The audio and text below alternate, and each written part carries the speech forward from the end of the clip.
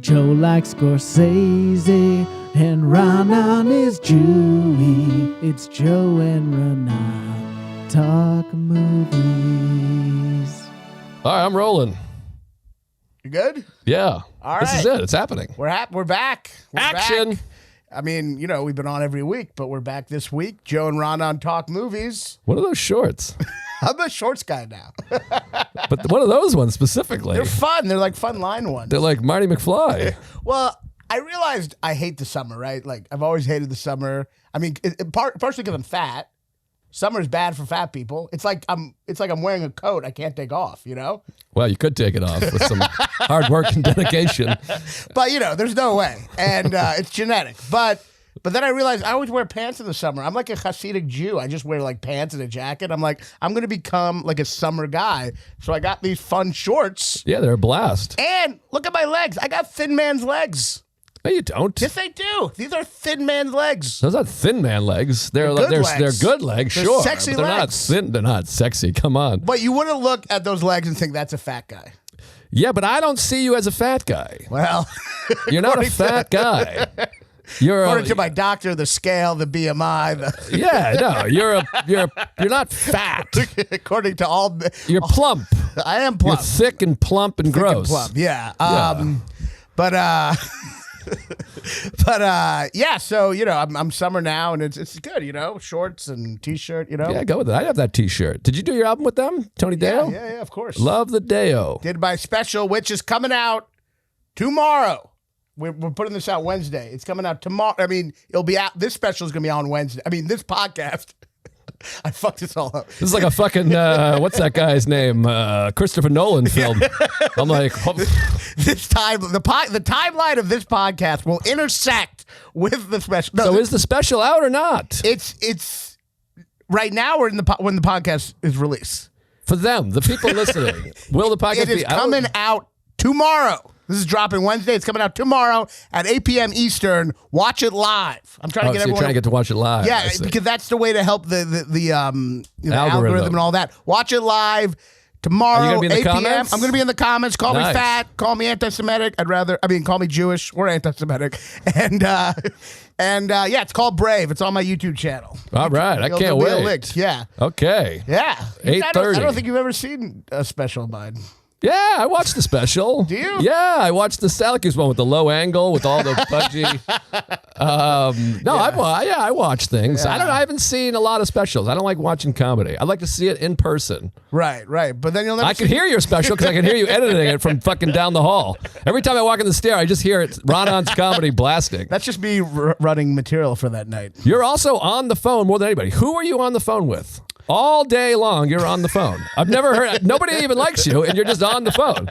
Full volume on the phone. It's because no one likes me. I have to talk to my friends from like my hometown loudly. You're in the stairwell. I've never heard you come home or leave if you ever without like talking. offered to hang out, I wouldn't have to like resort to phone calls. I used to text you all the time saying, let's walk. But now I have a baby. We got together. We wrote the film. The film's done. We're just shopping it around now. We got at least 2 But you can pages text in. me. I walked by, I heard you and the baby in there. Text me to come, can I stop by ever? Or is that weird? What are you going to Kramer in?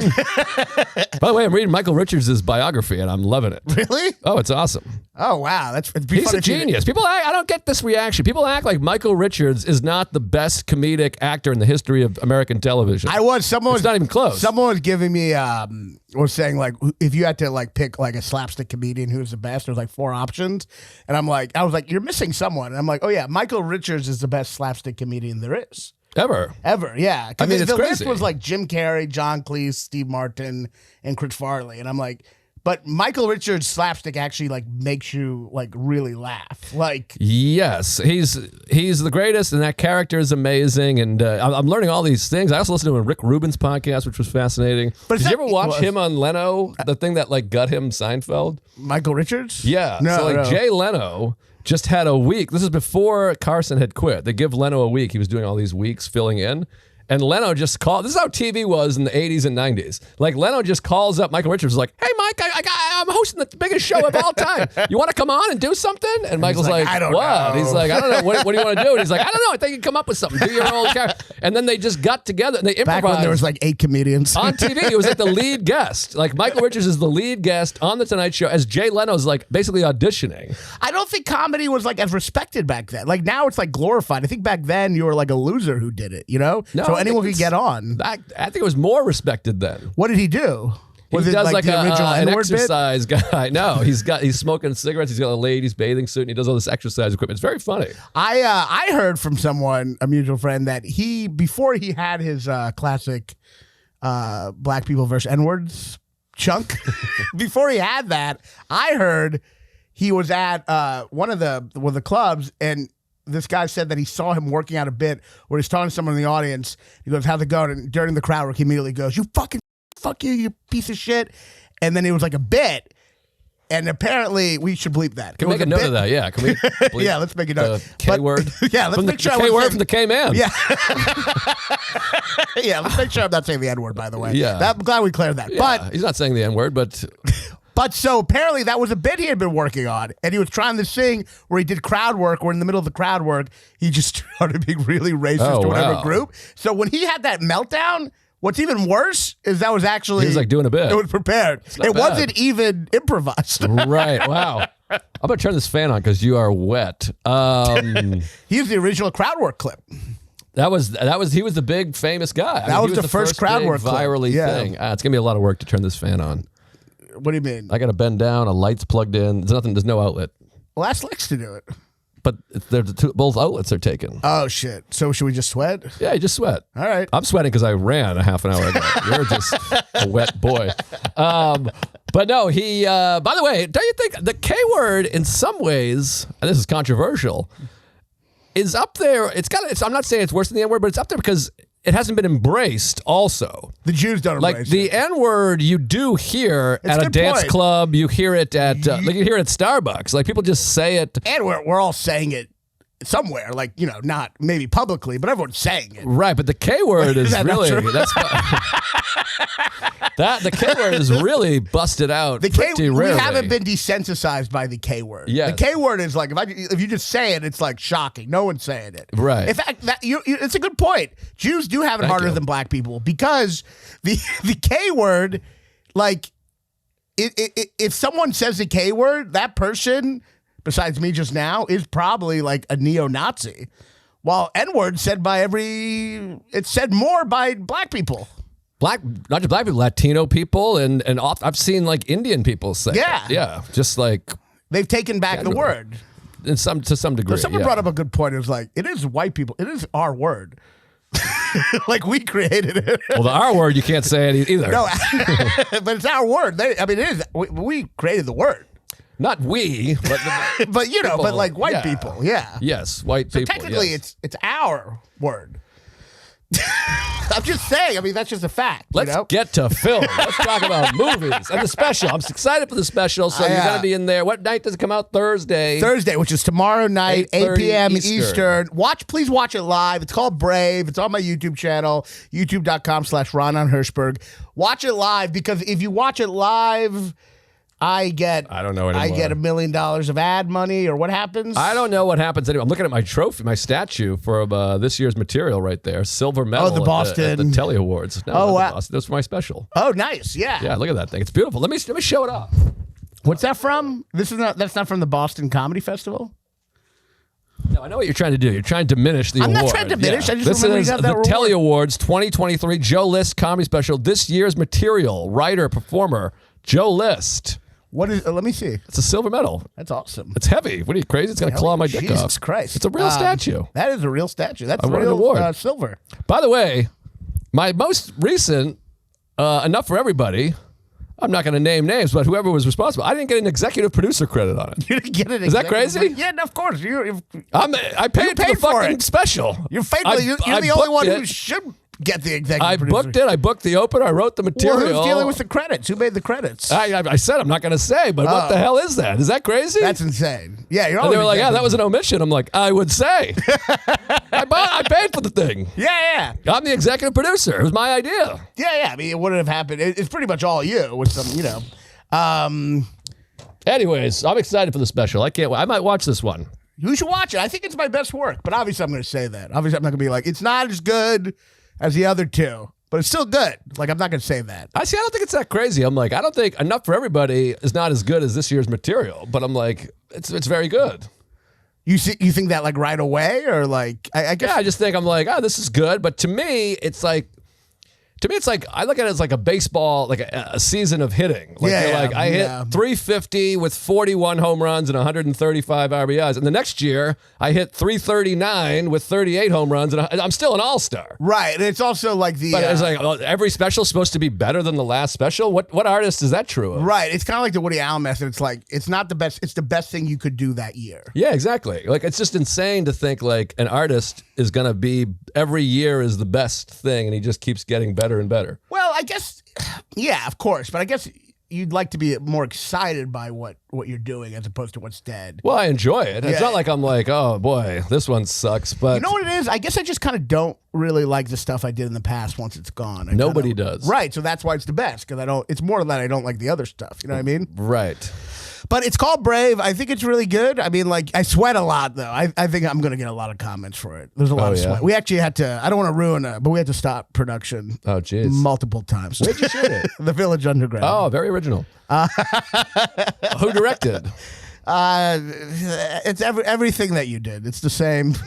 Jason Katz and James Webb, two great directors. They both directed? It's like getting Scorsese and Spielberg to co-direct a movie. I'm here to talk about, let's talk film. Yeah, but watch my special tomorrow night, 8 p.m. Eastern. Heard about please, for the love of God. I need the people. It's self-release stuff. Whatever. I need the people to come on through and share it and like it and all that. I'm going to shoot another one in the fall. I'm excited. Oh, that's awesome. Yeah.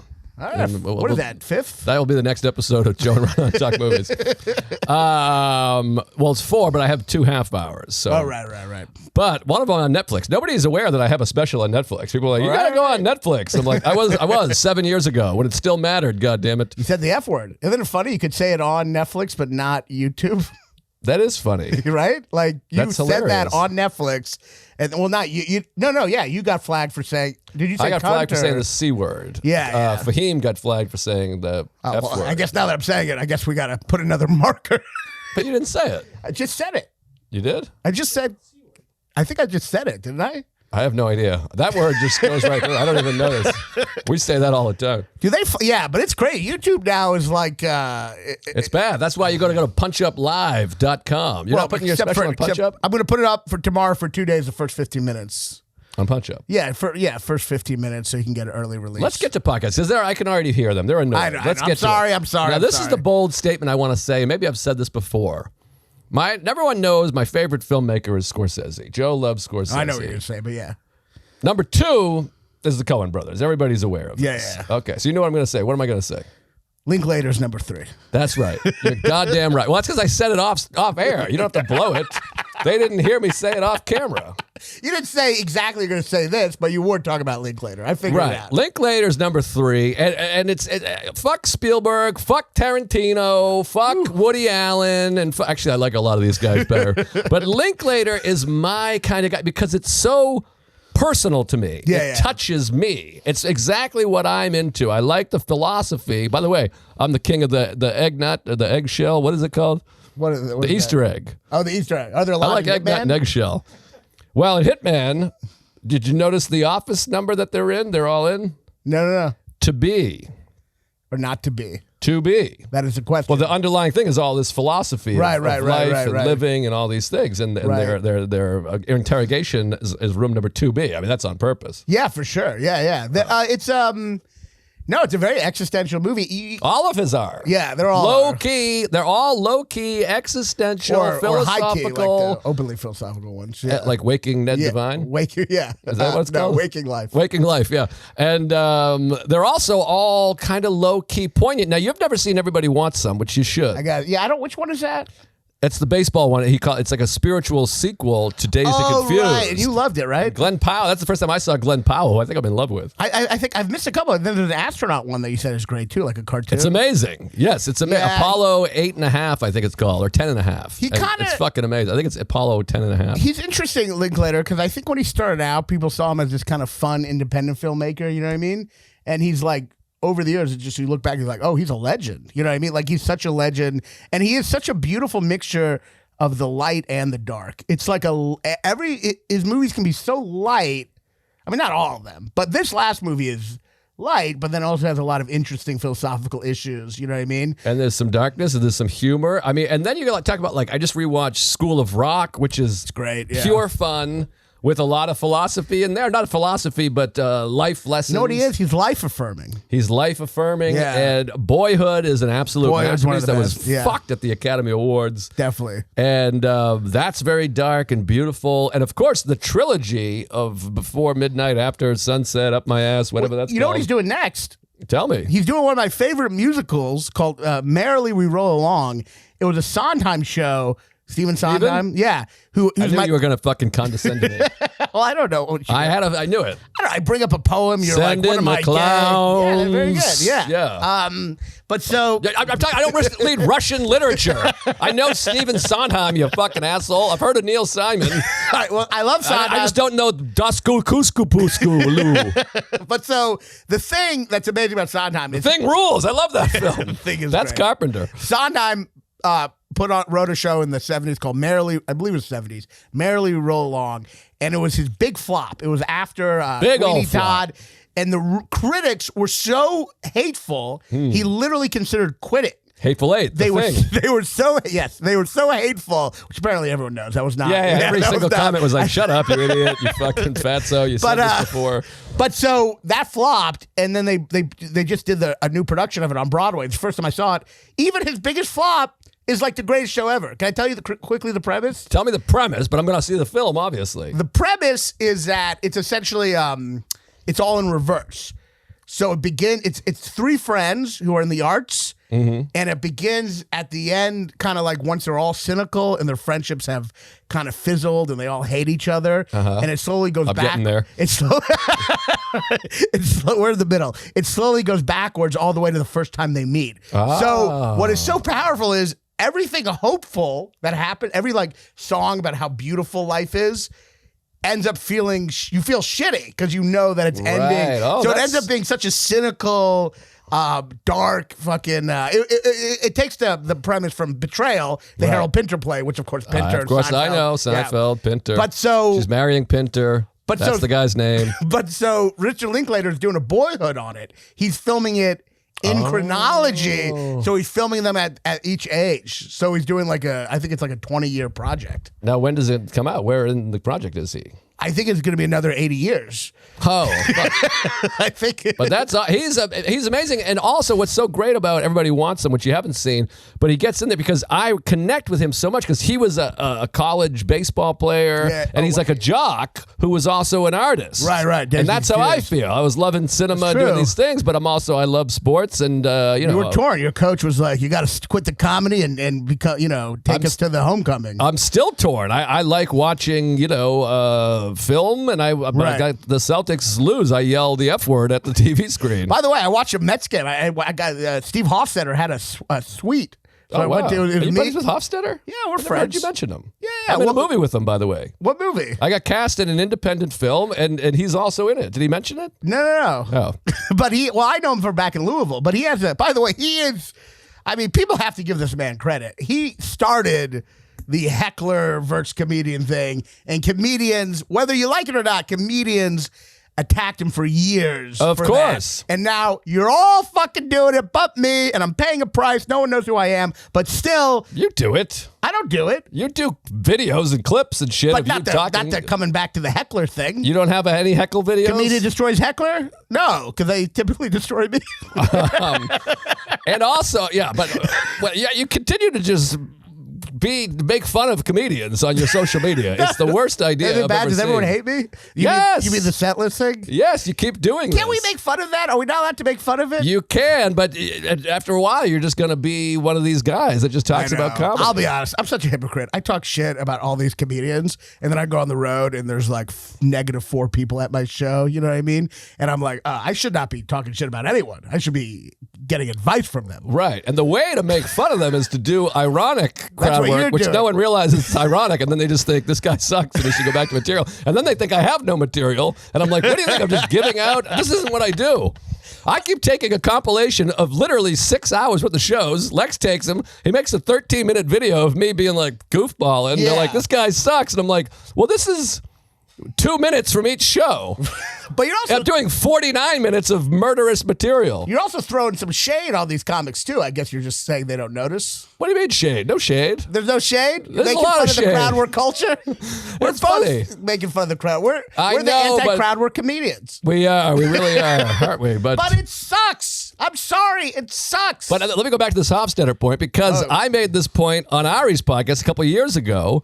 And I said, this is crazy. And then I bumped into Hofstadter doing radio. I never met the man. And he's like, hey, thank you for saying that on Ari's podcast. It was nice. Which, by the way, it goes to show you to always be nice to everybody, which is the point I'm trying to get to. Because eventually all these people, you're going to bump into them. Of course. I've always liked Steve. I think he's a good guy. I'm not talking about Steve. I'm talking about the other people you just shit on. I didn't shit on anyone specifically. You tweet out all the time. You're like, this. And I'm like, what are you doing? You made a joke about a certain very famous comedian that you posted. What? Oh, Matt Rife? Oh, that's another one.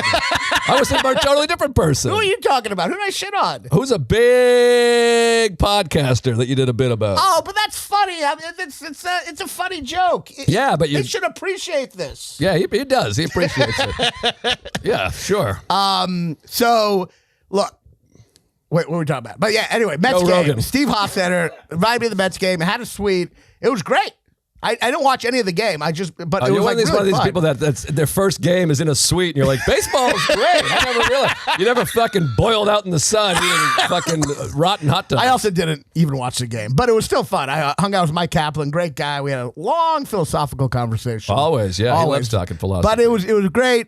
And I went to a baseball game with Mike Kaplan once. Really? The Minnesota Twins game about probably 13 years ago. I was drinking, so he said it was his first baseball game. He really lied to he me. lied. Did he really say that? Maybe not. I don't know. No, we went to the Twins game. But it was fun. It was really fun. I took a picture with the Mets, Mr. and Mrs. Mets. Oh, nice. But anyway, Singular, Mr. Met. let's talk about Hitman. Hitman Bret Hart, one of the great wrestlers of all time. Hitman is great. It's on Netflix right now, it's on streaming. Netflix. We should announce that we're going to talk about it so people can watch it. Right. Hitman, watch it. Yeah, chapter 1 or whatever of this episode. Well, I'm saying before this comes out, we should post on our social media. Oh, yeah, we'll do that too. We'll say we're talking about Hitman. I don't even know what I did. I feel like I said something to make it, I don't know. Chapter 1, you right? Do we do chapters? I don't know what you're talking about. Like you can click on the chapter 1 for the episode. It goes to Hitman. No. Oh, like on YouTube. Yeah. I don't know. Do you do that? Do you know how to do that? I think I just say it and then it happens, right? No. I guess Lex is doing everything. It's 1,000 degrees. I know it's awful. It's not. But so I It's feel like these lights. Lex brought in some new lights and they're what throwing the heat fuck? at us. What kind of photo shoot I'm are we doing? schwitzing over I here. look like Newman under the lights when he's getting the investigation. Season 9. Great episode. But Hitman, you know what I really liked about Hitman 2? I mean, it wasn't. I didn't Hitman 2. The sequel's out? Hitman, first of all, Hitman 1. just such a better version than The Killer, which came out this year. Yes. It was like just such a It was better. like The Killer, but times 100. Well, what I liked about it too is that it is. No more lighting. We do this podcast once every 3 years. We don't need lights. I'm dying. Can we go some noir lighting or something? The couch is wet. Fucking soak it here. I feel like we're doing a podcast in a sauna. Maybe, Lex, is there an outlet right there? If we could just get this fan on. Get an extension cord for my ass. Remember the old George Carlin? Pull the plug on me. Oh, right. shit. Get an extension cord for my ass. He kind of sounds a little black, doesn't he? Of course. Is He's he from the first- Harlem. Is he the first white comic who sounds black? Well, I guess Lenny Bruce, maybe. I don't know, but George Carlin, yeah, he grew up, in, Yeah, he's a little like. upper West Side there in Yeah. Harlem. But But I didn't think Hitman was like hilarious. Not hilarious. It wasn't No, well, hilarious. Linklater's movies are never hilarious. They're never hilarious. You're never like, oh my God, you're going to laugh your ass off. But it was, you never, for this. you never knew where it was going, which is what you really ultimately wanted in a movie. I never knew where it was going. Sometimes I try to guess and I still couldn't figure it out. Well, that was fun because Sarah was like, there's got to be a twist coming. And I was like, well, don't get sure of that because often Linklater's known for having movies that don't really have a plot. Right. There's no twist. They're just kind of hangout films, as Tarantino said. Oh, that's big. Thank God. Thank you, Lex. Oh my God. Thank you, Spider. I feel like the Jew in Schindler's List in the train, with the water. Yeah. Thank you. You're my Oscar Schindler, Lex. But anyways, yeah, that Hitman. That's the best scene in Schindler's List, don't you think? I don't know when the kid jumps in the pile of shit and they say, "Get out! This is our place." That's kind of funny now that you're saying it. Just the idea that they're in a thing of shit and they're like, "This is our." I think we've talked about this. We had this and that exact being like a really dialogue. funny You said scene. this. It's funny to be territorial about. Let's read his shit. Hey, get out!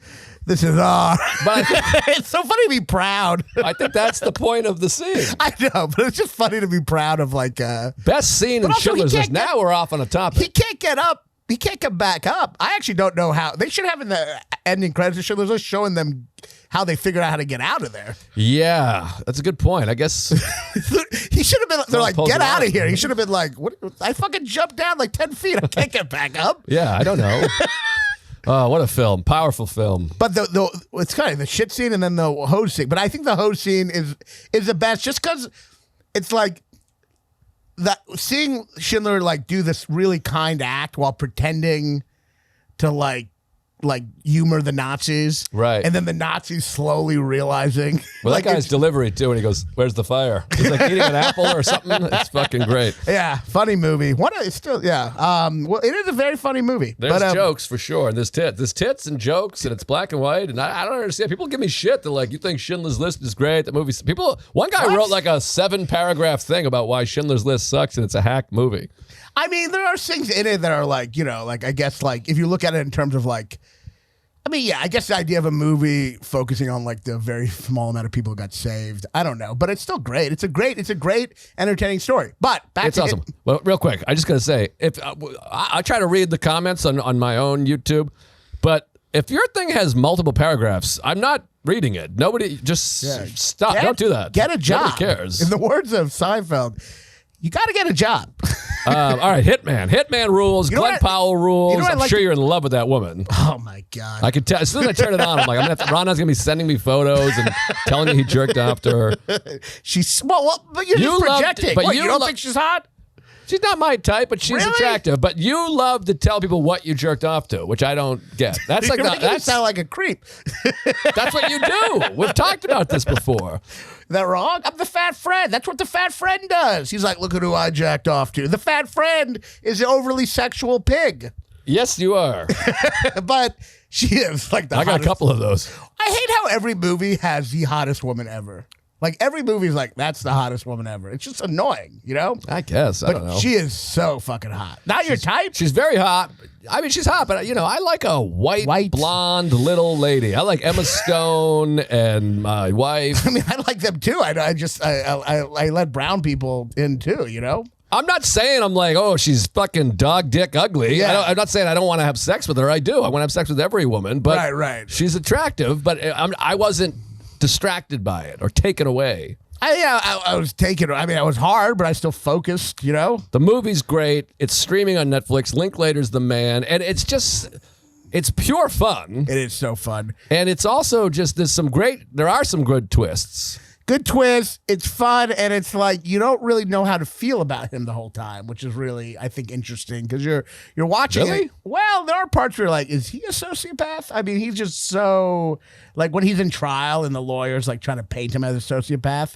I do feel like there is this thing where he's somewhat disconnected from life and Right. enjoying playing these roles. Yes. And then the people coming to him, I mean, there's kind of an interesting irony. The people coming to him, the desperate people wanting to kill people, Right. they actually have more humanity at times because they're actually very deep in their own life of chaos. A couple while this, of them, yeah. While this guy's just observing from in a somewhat, it does come off as sociopathic a little, the fact that he's just he can't really engage in life on its own terms and has to kind of be these characters, you know, Right. and it doesn't really feel. I mean, not to say these people shouldn't be in jail, but he doesn't seem to feel any guilt. Which even if they deserve to be in jail, they could still feel some guilt about it, you know. Right. But the beautiful philosophy of it is that the self, it's all about self and ego and the self that you project and how you feel about yourself and how you present yourself and all these Right. beautiful things. Well, it's the ultimate existential premise. What's the line? I think it's Sard who said,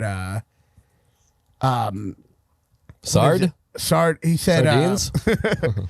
what's the line? I might have you look it up. You're assuming he doesn't know? Existence precedes essence. I believe that's the line. Existence precedes essence. Just the fact that your existence, you can become anything after that. Like, you're not tied down to anything. So in the existential world, the godless world, you can become someone else. Yeah, of course. And in this movie, he literally becomes someone. Right. That's what it's about. It's about becoming someone else. yeah, you it's know? never too late to change. And then he, like, at the end, he finds this balance between these two characters, which we're all trying to do in some ways. And very Right. similar to Linklater being this athlete guy, this kind of jock, and this artist, and trying to find the Right. world between these two. And that, when he says that line, which is a great line, when he kills the cop, and he goes, she's like, "What are you doing?" And he's like, "Commitment." It's Right. like finally he's committing to one of these roles. He's Right. actually engaging in the life, you know? Taking charge. One of the great murders in the history of cinema, if you ask Killing me. that guy? It's so fun. It's such a fun way to. That guy also, by the way, is in Everybody Wants Some. He's great. But that's such a great way to kill somebody. Yeah. And them kissing with him fucking dying in the background is beautiful. I saw some person on Twitter, you know how some annoying person go, everyone's talking about how good the movie is. Why didn't anyone bring up the fact that it's complete amoral, like, nihilism? And I'm like, I mean, it's obviously has its own sense of morals that are not conventional morals, but that guy, she should have killed that guy. He was going to kill her. Which guy? Her ex-husband. Yeah. Like, Yeah. I mean, like, I guess you could say it's amoral, but like, it's almost like you're kind of creating your morals in the world, and there is survival is an important part, and he was going to kill her. So Right. she kind of was right to kill him, you know? I suppose so. And the cop, that gets a little tricky. But But the cop, they made up. I mean, you saw that at the end. no, I know. But like within the reality of the story. Right, though, right, The right. cop killing him, it's a little messy moralistically. It's insane, yeah. I mean, they're And the movie whacking people. doesn't seem to have a problem with that. But It's got a little bit of a Godfather thing there. Where he's like, we're talking about a crooked cop, a cop who's messed up. but it's just a fun. But that's what makes it so fun. Yeah, it's a fun movie about. It's not a moral movie. It's a movie about becoming. It's about becoming. It's about existence precedes essence, right? All right, Sartre, right? Sartre, yeah. That's him. By the way, it's also a better version of Woody Allen's movie that I like. The what's that one? With Crimes and the later one with Match Joaquin and Point? Emma Stone. Oh, I never saw that. What Oh, is it's that called? fun. Cassandra's Dream? No, not that one. It's Rainy called An Day. Irrational Man, Oh, yeah. which is has a lot of the similar kind of moral questions. It's a good movie, but this is much better and executed Fun, and yeah. more fun. No, it's very fun, very light, and but also dealing with good issues and fun conversations. That conversation with him and his ex-wife is great. That's what reminds you about Linklater. He loves just the in-the-moment conversations, you know.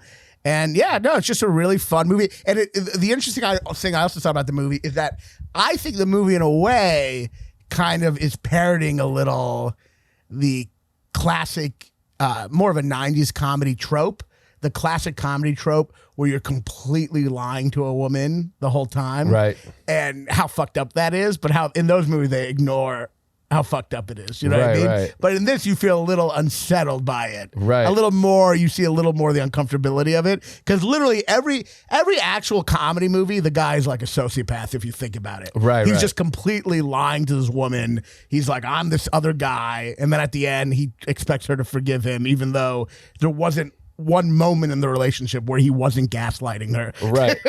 You know what I mean? Like, But there's another. Fuck! I was gonna say something, but then you just talked for so long. Oh, it was something good too, something fun. Hitman, Sartre, Hitman. comedy, I don't 90s. know. I can't. I'm sorry, I was on a roll. Yeah, you were rolling all right. Fuck, what was it going to be about the dialogue? But I guess I was going to say something about like Linklater. It always catches you off guard with the philosophy, and you're like, whoa, this is like deeper. Like every movie he does seems to have that. Yes. He's so underrated with dialogue and putting like poignancy, because everybody wants someone you haven't seen is like that, and Dazed and Confused. And this film, you're kind of like, this is really fun. Even Bernie, to an extent, which is another great film, is like, he's one of these guys that has almost no bad movies, but then he has Bernadette that everybody fucking hated. I couldn't get through. That. Searching for Bernadette, or Where the Fuck is Bernadette, or something like that. But I do think, I guess he is, people do recognize his genius now, but I do think one of the reasons he was underrated for a long time, it's similar to Alexander Payne, which is that they're not pretentious. Right. And they're not self-important. So people can... Like they can sometimes ignore the depth of those movies and then get caught up by a movie that thinks it's great. You know what I mean? So like really the best art can sometimes be ignored because it's not telling you it's great. You know what I mean? And people do, people look at like American Beauty or some bullshit where it's like trying to be great. You know? I also think a big part of it is that Linklater lives in Austin. He refuses to live in Hollywood or play that kind of game. He's just kind of quietly. I think I just really connect and relate to Linklater. His movies feel like YouTube specials to me. He's just quietly putting out this great work and going, all right, here's this, and I'm going to move on to the next one. He's doing art for art's sake. Yeah, he's like, I'm going to kind of move on to the next one, and hopefully that'll be good. It doesn't feel like he's like, I'm going to make this big, crazy thing, and he just quietly lives in Austin and creates what he wants to create. And when you do stuff like that, my idol. When you do stuff like that, no one's talking about like whether it flops or not. They're just talking about what they should be talking about with it, which is that it's good. Yes, it's very good. It was really upsetting. People talk about Furiosa. I guess there's so much money put into it. But people talk about how Furiosa like flopped or it's a failure. But it's like movies, you can't say a movie's a failure because it didn't do well on box office weekend. Most classic movies did not all do well on box office weekend. But we're so caught up in this social media instant gratification, either goes viral or it doesn't kind of bullshit. We forget that art is good if you like it. It's not if it like flop. You're not a fucking exec. Well, this is the same with comedy where you're like, this only got 20,000 views. Look at all these views. This guy's he's sold out the arena. Surely he's better than this guy who didn't sell out the arena. And I'm like, but that guy... Yeah, of course. Whatever. No, of course. And I do think, like, I'm having the special come out, and obviously it's not going to do as well as what I think in my head. Why? 20 million views? Why don't you think that? Well, those days are over, by the way. You should also know going in that like Sal Volcano, who is fucking hilarious and a huge star. What did he get? His has like under 1 million. He has like, whatever, 800,000. Has a great number. But like my first one in 2020 during COVID and everything got 1 million in a week. But those are just gone. That time is gone. I know. But the dreams, like the hope, knowing how big Sal is, you should go 1/10 of that. I'm not even trying to be funny. No, like 100,000 in a week would be unbelievable. I should be happy if I get 100,000. Yes. All right. Yeah, I'm going to lower my expectations. I'll probably still get disappointed because it'll be lower than the expectations that I lowered already for. But the important point is to remember that if people like it, that's it. That's the purpose. That's all that matters. That's the purpose. If I'd like to have a bit of a career. My calendar's looking. I want to sell some books here. According to my calendar, I retired July 15th. But if you like it, you like it, and that's the important thing. Yeah, that's all that matters. That and paying rent on time. Yeah, paying rent, all that shit. But just watch it, like it, share it. But ultimately, it's just about art's worth is in people connecting to it. Absolutely. Not in the fucking, whatever. But let's talk about Godzilla Minus One because I was blown away by this movie. Yes. Best movie of last year. We're in agreement. I think so. Yeah. I mean, I don't know what else would be. Poor Things, but I think it's way better than Poor Things, honestly. It's that moving movie that affects me emotionally that I was kind of looking for in other movies this year, and I never really found. And you don't even have a baby, so you don't even kind of understand human the relationships depth of the film and what it means. I mean, there's just no way. I know. The whole time I was like, throw that child in the dumpster. What are you doing? You couldn't possibly. And hardy har, it's funny. You're going to make fun. But someday you'll have a child. You'll rewatch this film, and you'll call me and be like, oh, my God. I mean, I was pretty moved. Yeah. I can imagine children. You were pretty moved. It is. No, I wasn't moved at all because I'm a fucking cynical Irish alcoholic. Godzilla Minus One is better than Oppenheimer.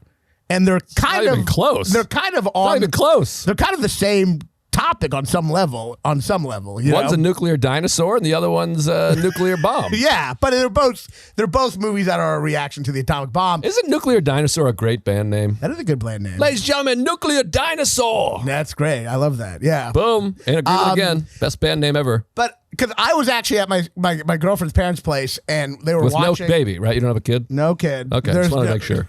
So there's no meaning whatsoever. No meaning in to my your life. I was just there, just waiting to die. Doesn't All matter. Yeah, pointless, you could die, and no one. It would not. I phase almost anybody. fell down the stairs. I was like, "What does it matter? I could have fell It down does the not stairs." matter. Yeah, I mean, Literally. my parents would be sad, but what does that matter?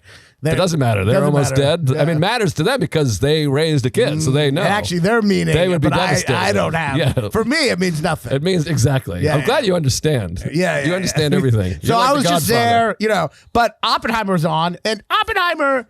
I've always said in the theater, there's some cool moments, really cool moments. Can I just make it clear that 100% of people will think that I'm serious? Right. And I know you're joking, but I also know that under the joking, you are 100% serious. Well, I am serious in that if you had a kid, it would have moved you even more. Of course. Yeah. But I don't think that your life is meaningless. I mean, I think your life is meaningless, but I don't think Lex's life is meaningless. Right. No, I know. Anyway, so what happens in the nuclear dinosaur film? No, so we're watching Oppenheimer. Which, White man's Godzilla. Get out of here, Minus One. Oppenheimer. It sucks. It stinks. And I'm watching it in the small TV, so you can't be like distracted by the all the spectacle. It sucks. Not one scene breathes. It's like just Breathes? a preview. Breathes. How can you be so smart and so dumb simultaneously? A lisp does not mean I'm dumb. Breathe is? Breathes. That's not a lisp. You said the wrong word wrong. Breathes. Breathes. Breathes. Breathes. You were able to say breathes. What are you talking about? I don't know how to do it, and I don't know how to say it. It's like saying deers and being like, I have a lisp. I use my lisp whenever I say a word wrong. I'm like, I have a lisp. That's why I use really zeitgeist incorrectly. Okay, so it breathes. It breathes. It's my lisp that's making me, when I get to the end of it, be like, I don't know how to land this thing. I see. And then I flip out. You know what I mean? It's like, I'm like, shit. I'm like, breathe. And I'm like, it's like a car without brakes, and I freak out. And then I'm like, breathe. Blah, blah, blah. okay. So it is a lisp. Okay, sure. But there's no scene breathe. It's like a fucking trailer. Every moment is like a fucking trailer. It's telling you what to feel. Every line of dialogue is an Aaron Sorkin, either a line being witty or a line made for the preview. It just sucks, that movie. And I tried to rewatch it because there was things that I loved about it, and I got 7 minutes in, and I was like, oh, I hate this film. It's just that way it's told is just never really in the moment. You're just like always detached. Godzilla. Minus Forget One, about it. way better than Oppenheimer. That should be the title. And it's unbelievable. First of all, the idea of a makeshift family is just so moving. I don't know why that is, but it's just so moving that there's a family that they're not actually related. Something is just so powerful about that right away. Like that it's just it's the idea of these people after the war just finding family and community. Right. It's just it's so moving, just that whole experience, And by the way, I've never seen any Godzilla movie.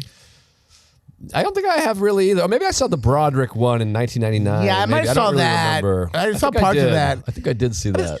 There's no way any of them are close to this, right? No, I don't think so. Well, this movie, I forgot was a Godzilla movie, legitimately. Yeah, I don't just mean like, I even forgot it was. I was literally, there's like 30 minutes of the most moving, beautiful slice of life. It's Linklater-esque, frankly. Yeah, no, it's incredible. And I forgot. I was like, wait, there's going to be a nuclear dinosaur that comes back into this? What's so incredible is that, like, it's kind of what movies are all about in the end of the day. It's like you made this, what seems like a popcorn film, but using that genre to actually have like a deep exploration of a country's trauma after World War II. Which, from what I understand, the previous one, the 2016 one, is similar. Oh, really? But I read it's not as good. It's a little conflated and there's some flaws, but it's similarly like a philosophical film. But it's just like, maybe, so that's a Japanese movie, but not the... Yeah. But it's just like first of all, it is kind of like that Larry David episode of Curb. He just grazed the plate. Right. But the idea of him not letting himself off the hook and not being able to engage with his family, to commit with his family, because he still feels like he's nothing. And the reason he feels like he's nothing at the end of the day it's not really his cowardice that makes him feel like nothing. It's the country making him feel like nothing. It's the country looking at their people like they're all disposable. Right. And because he thinks that's all shame, he did the right thing. He's just trying to live. You know what I mean? Right. But it's the shame that the country puts on him, and to see the citizens after this build up their self-esteem and say, no, we deserve to live, and we're not fighting to the death, we're fighting to live, to shake off the oppression of the totalitarian Japanese government is just so beautiful. It's it's one of the best films I've seen in my life, and the philosophy is so great, but there's also, it's so allegorical, metaphorical for just toxic masculinity in general. This feeling of like, well, I'm not, going back to Linklater again, it's like, well, I'm not entirely this and I'm not entirely that. Right. And you have to learn to live with it. And also there's so much service in there. I often watch films through the eyes of Alcoholics Anonymous and recovery, and there's just so much service and duty there. The idea of just trying to be there. And then there's also like this love that's there that's kind of unrequited, or what's that word? Did I use that right? Requited? Recruited? Well, I guess he's not fully gay, I have a list. so he can't fully Fully gay? Is that what you said? Yeah, it's just, we watched the same movie. it's such a humanistic movie. And I think also, I mean, this is a bit of a tangent, but like, Oh God. All right. the far left, but I'll take it back to this movie. The far left love to see like everything. They're like, they pretend everything is Handmaid's Tale, right? I don't know Handmaid's Tale. You lost just that everything already. is this fascist, women have no rights thing. Everything. Oh, right, of course. But then ignore like Iran, which is actually Handmaid's Tale, you know? Right. And the reason they ignore it You don't have to tell me this when it part. comes to brown people, they're racist, and they think that's just a different culture. And course. it's not.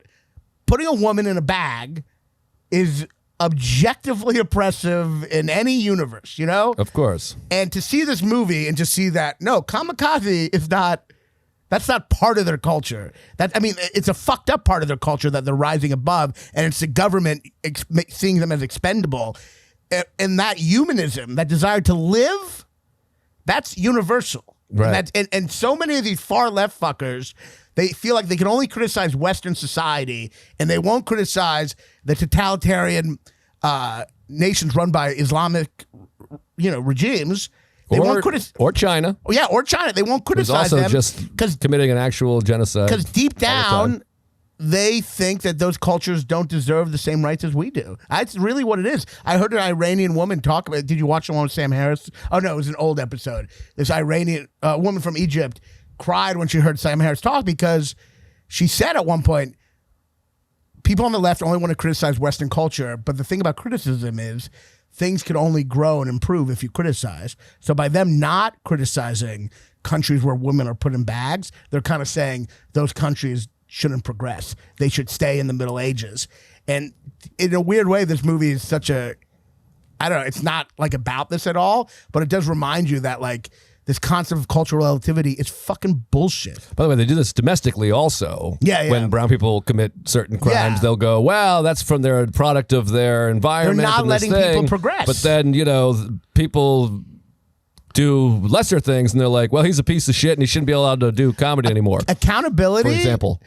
Giving people accountability is part of seeing them as human beings. Yes. And the far left is, I do think, racist, and I do think by seeking the white man as the devil. This is hilarious. All these talking points I would bring up, and Raanan's like, you're a fucking Republican. didn't. You're right. Yes, you did. Well, all the before time. the left betrayed the Jews. All the time. Yeah, exactly. They left your group, and now you're fucking pissed. But anyways, yes, I've been saying things like this to you for 5 years, and you literally ridiculed me at parties, calling me fucking Alex Jones and whatever the fuck I you had want to complicated say. feelings, but my seeds for this happened during the pandemic when so many left people openly talked about not voting for Biden, even though it was literally between him Well, those and people are the Trump. best, by the way. They're like mad at Biden about Israel. They're like, we're not voting for Biden. You're like, well, Trump is going to really... Lover of the Arab Muslims, Donald Nobody's... Trump. Well, it's just people who care more about their illusion of moral purity than actual, like, making the world a better place. We're losing everybody here. This should go on the Patreon. But Godzilla... Do we have a Patreon? We used to. We're doing pretty well with it, too, but I quit. Godzilla... You see how this humanism, but also a sense of community that's like important, showing that sense of community and how these people work together, but not work together to be fucking pawns to serve some fucking crazy ass emperor who thinks he's God. You know, Right. it's just such a powerful story. That uses this. I mean, while I was watching, I was like, it's so funny that so many big themes come from a silly monster movie. But then you remind yourself, oh, this whole monster movie came out of this. That was the whole point of the monster movie. Exactly. So it yeah. always delved into this, you know? Right. That's what it's all about. And what a fascinating, Japan's like the most fascinating culture and country to me, that they have all this horrible, crazy past of, the rape of Nong Kong or whatever, and all these crazy things, this emperor, killed a lot of Chinese people, and all this horrible stuff. And then, Pearl Harbor, and then we fucking nuked them up. And then after that, they were like, let's be pacifists. It does feel like when you bomb places, they kind of get their act together. Sometimes. It's like when a guy... It's Not like always. Yeah, I guess not always. But it's like... They bombed us. We didn't really... Just after like 9/11, we fucking got our act together. Yeah, we straightened up and flew right to the wrong country and fucked them up. Sometimes you just need a, but it's like when someone gets, like a cocky asshole gets really fat and they're a much nicer person, it can humble them, Cocky asshole gets fat and they get nicer. Yeah. I don't know. Lev's pretty mean. I think That's so funny. That was literally who I was talking about. He's so great now. I love Fat Lev. Lev rules. Fat Lev, I hated Thin Lev. And now he's the best. I didn't know Thin Lev. I only know Fat He Lev. was a piece of shit. But Fat Lev is awesome. All right. That's great. Being fat brings out the best in people. Do you realize how much of an asshole I wish you would get fatter. Do you realize how much of an asshole I'd be do, if I was yes. thin? If I was thin, there'd be no end to my cockiness. I realize how much of an asshole you were when you were 14 minutes late for me doing this favor, and when you left a coffin-sized box in front of our front door for fucking 8 hours. I'm sorry. I didn't see it. You saw it. Yes, you did. I wasn't home. I didn't see it. I had not gone in the lobby.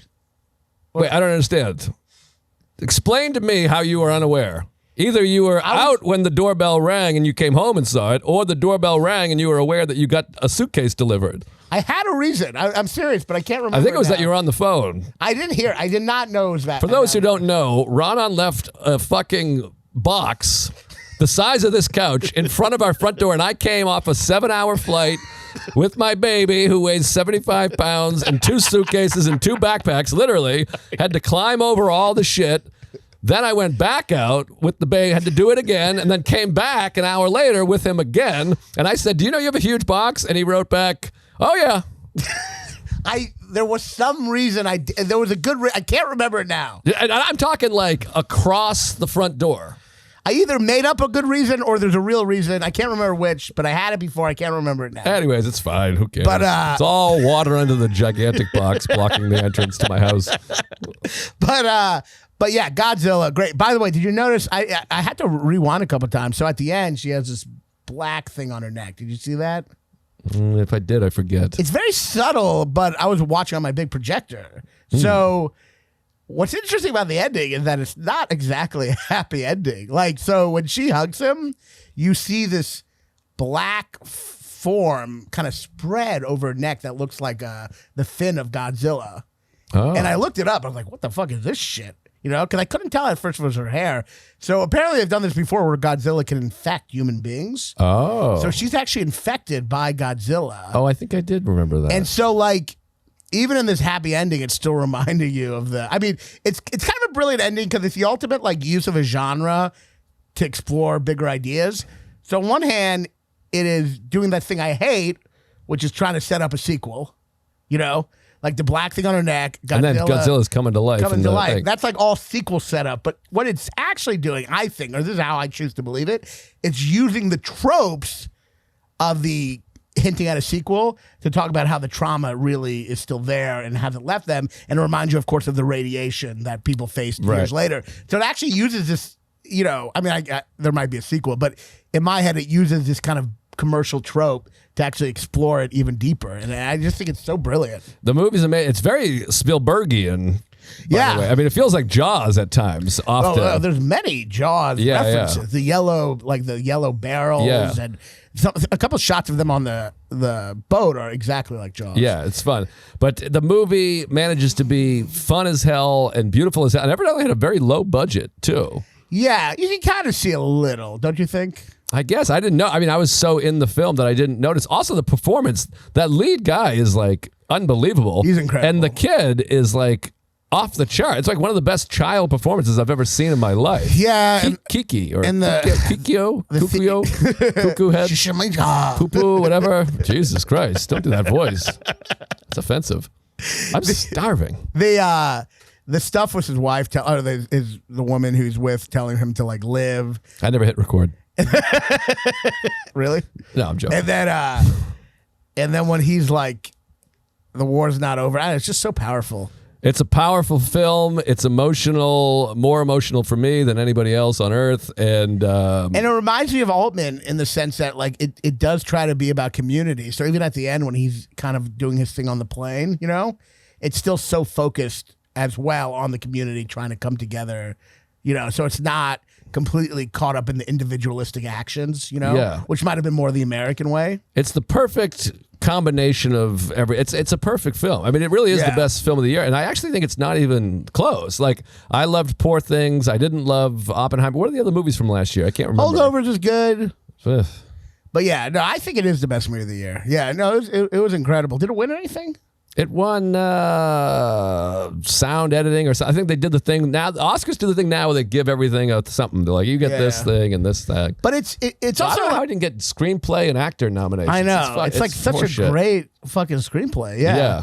I mean, like, yeah, no, it's incredible, and it's like, yeah, it's the way he just feels like nothing. I told you to watch it. You did, yeah. I've been wanting to watch it, but it's why you gotta cut that down, you know?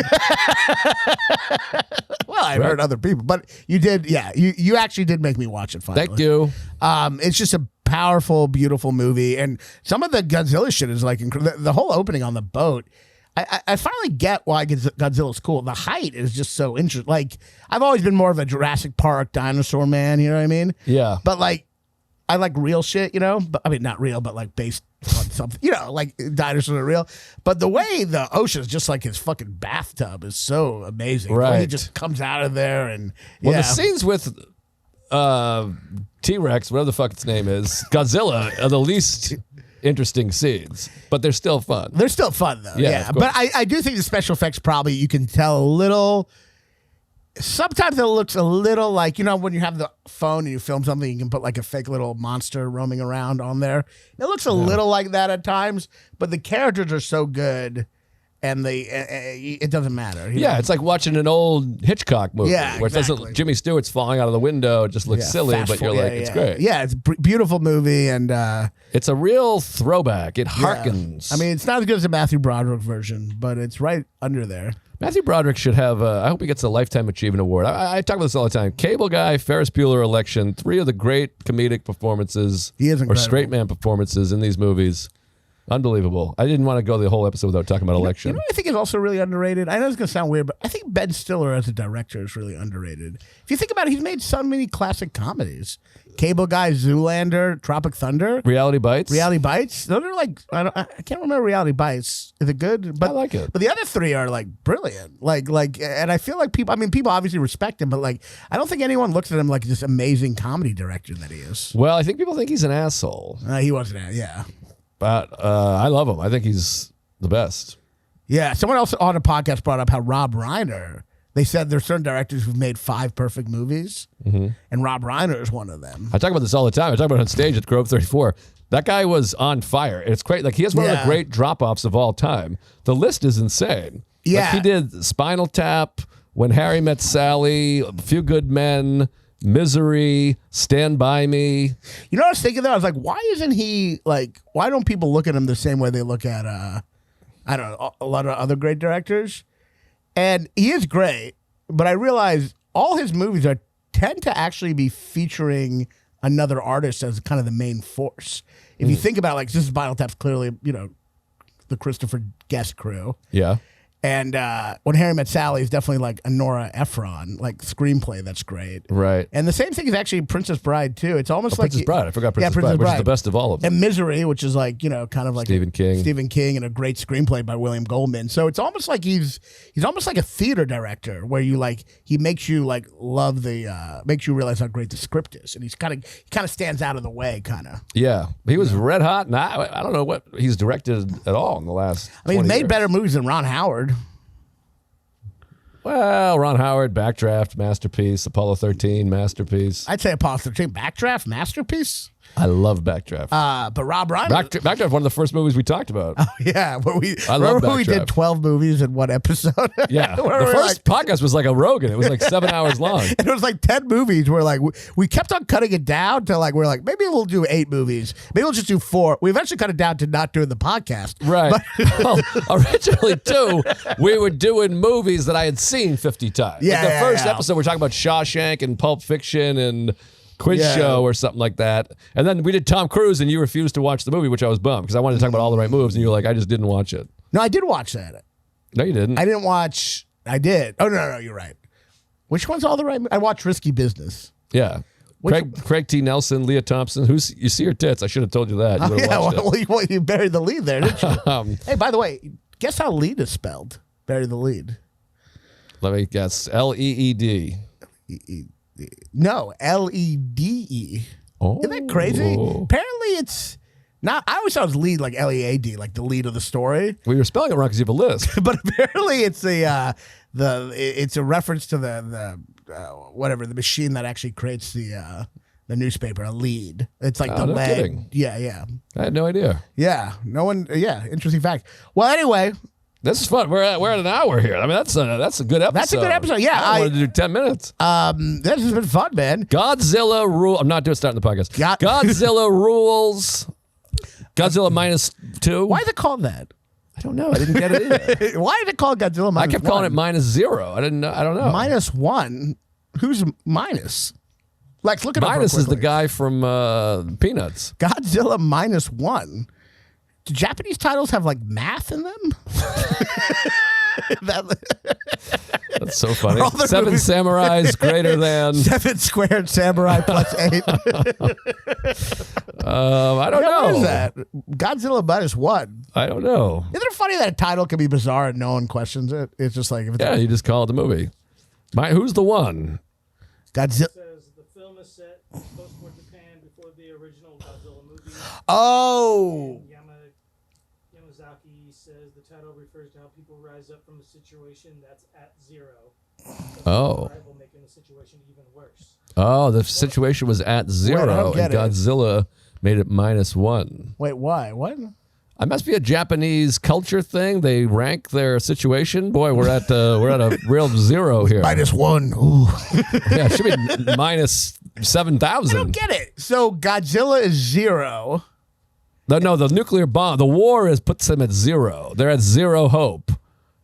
They're at 0. They suck. Life sucks. Yeah. And Godzilla shows up. Now it's -1. Worse. Godzilla -1? Shouldn't it be 0 minus Godzilla? I don't know. I think it should be nuclear dinosaur. Shouldn't it be -4 Godzilla? Why isn't it called nuclear dinosaur? That's what I don't get. There must be something lost in translation there. Great movie that takes place in Japan. Oh, right. That's right. Yeah. How about that? Yeah. All right, I gotta go. You know, it's another good title. Brave, right? Brave? My special? Oh, yeah, Braveheart. 1995, Best Picture. See my special. It's coming out tomorrow at 8 p.m. Please, I beg you. I thought I'm not 8:30. begging you. 8 p.m. Don't tell them that. I seriously thought you said 8:30 earlier. No, that's my lisp. When you have a lisp when you say 8. Did he say 8:30 earlier? No, I said fuck. 8. It's 8 p.m. Eastern time tomorrow night. Watch it live. I'm pumped. Please help the algorithm. I'll be in the live chat. You can I'll be there talk to too. me. I'll be in there. I'll pop in. I texted you. I didn't get a response. You but texted me? Yeah, Was it a group text? Just the apartment. Okay, yeah. Well, no, I won't be at your house. No, I'll be at the stand. I've got shows. Okay. Let me know. I text. I'm trying to get a count because I'm going to order pizza. Nobody wants to get group texted. Text me individually for an invite. I By the know. way, you did this also. By the way, I did talk about all this at Grove 34. I just trashed you on camera. Oh, really? I wanted to get your permission first. But you send out an individual birthday invite. I'm like, I can't make it. Then you send a group. You just text all of your friends, which is so bizarre thing to do. That's a weird thing to do. And then I say, I can't make it, but happy birthday. 5 days later, you're like, hey, guys, I'm running late, literally, for your own birthday party. And you text 17 people. I'm like, with my mother-in-law. I'm like, why am I getting the text? Wow. I ran late. then I was late 3 for my days- birthday party, Yeah. and I'm late for this podcast. And then 3 days later, you send a group text being like, I'm having another get-together. It's individual. I know. I fucked up. I did a group text for my birthday, and then no one wants to respond. And then I'm like, I don't know who's coming. So then I had to text people individually and be like, are you coming? Yeah, that's so how lame. you do it. It doesn't make any sense because everybody knows a group text is awful, so nobody wants to participate in the group text. Well, that's why I did individual text, but I made it a group for the apartment group text is okay. I guess. I mean, if it's like, hey, is anybody home? I have a giant package outside blocking the doorway. Well, Sarah and Marty can come. No, we're all going to be gone. I thought you had to stand. Oh, no, we're going to be, where is it? No, we're going to be in Key West. Oh, really? Yeah, because, you keep saying tomorrow, so I'm thinking tomorrow, but we're recording this, and Don't January. confuse them. Tomorrow night, 8 p.m. Eastern. It's called Brave. 8:30 No, Friday. it's 8 p.m. Watch it live. Share it. Like, comment. I spent $15,000 on this special. Is that insane? So just, I need the people. This is a grassroots. How does Bert Kreischer do this? You all got to make it happen. That's like kind of what he says, right? Yeah, but I think he's like really You all successful. You all got to make it happen. That was terrible. The people, what? Everyone loves when he does it. I don't know if everyone does. The people. He's also like in better shape. I know. He's like thin now. He's not thin, but he's ripped. Yeah, it's upsetting. When people fatter than me get thinner than me, it's just such a betrayal. But the people, I need the people to come through. So please give it a watch, give it a share, give it a like. Can I plug anything? Or We're out of time. And I am on Punch Up Live. Sign up for my email list, for God's sakes. So that way I get all these people saying, oh, I missed you. I didn't know you were in town. Get an email. I'll barely send an email. I'll never email you. Only when I come to your town or when I do a big show. And so get on that Punch Up Live. Just sign up for the list. It's easy. And then I got, where am I? I'm in Key West all weekend. Atlanta, July 18th through the 20th. And Seattle, one night only, July 25th at the Crocodile. You had one of your best shows ever there. You're doing the Hereafter? No, Crocodile. Yeah, it's the same place, I think. But maybe, yeah. That's where I got paid less than the feature. I remember. You tell it every episode. Yeah, and I'll be at Club Comedy of Kansas. But you give more plugs. I'll be at Kansas Club Comedy. What's it called? Kansas City Comedy Club. Kansas, Comedy Club of Kansas City. Comedy Club of Kansas City. 8:30 tomorrow night. No, that's in YouTube. a week. It's on my website. But watch the special. I love you. Thank you all so much. Brave. We'll be back next week. Cut. Joe likes Scorsese, and Raanan is Jewy. It's Joe and Raanan talk movies.